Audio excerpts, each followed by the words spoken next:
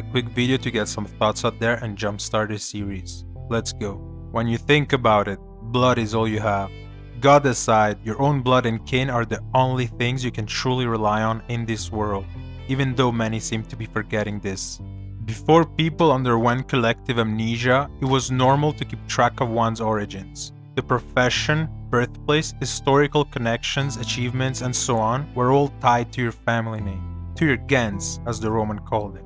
Same etymology as Genesis, the origin. I'm not going to dive into the different races and groups just yet. I'll leave that for the next part. It is worth mentioning though that certain people in each civilization have claimed either otherworldly origins or to be working under a supposed mandate of heaven, and they've made sure to keep their lines pure, carefully tracking, recording, and planning each marriage, line, and offspring. With humanity progressing, the schism between patricians and plebeians kept growing, the latter having completely lost touch with their ancestry. The current state of the world makes a lot more sense when you realize 99% of people don't know who or what they're fighting for, or that there is even something being fought over as we speak. And this video is not to wake them up, far from it. It's for the few of you that understand this concept instinctively. It resonates within you. You understand that reincarnation and true immortality is achieved through your bloodline.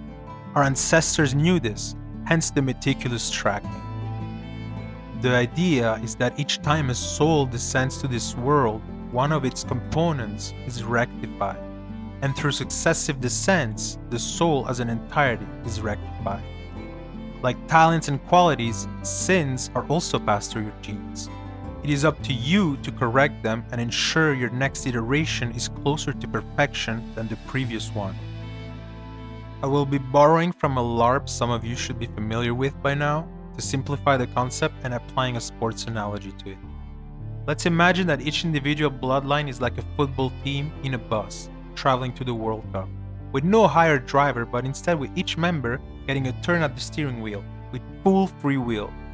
What are you doing with your turn? How fast and diligently are you driving? Are you keeping your eyes on the prize, if at all? But how many bloodlines are there, and does it matter? If we are to believe accepted history and science, the Toba eruption of 70,000 BC reduced the total population at roughly 1,000 reproductive adults, with one study going as low as 40. I don't know what constitutes a bloodline, what differentiates it from another. Can you create a new one? Is it intent-based as well? I don't know, but good to remember, lest we fall into pride thinking our lines are too unique. Nevertheless, it was diverse enough that many genetic traits have made their way onto our era still unexplained, such as Rh-negative blood type, lighter hair, lighter eyes, and a lot more. Traits that seem to be much more prevalent in both ancient and modern ruling classes. Are those the same traits royal bloodlines try to preserve through careful breeding?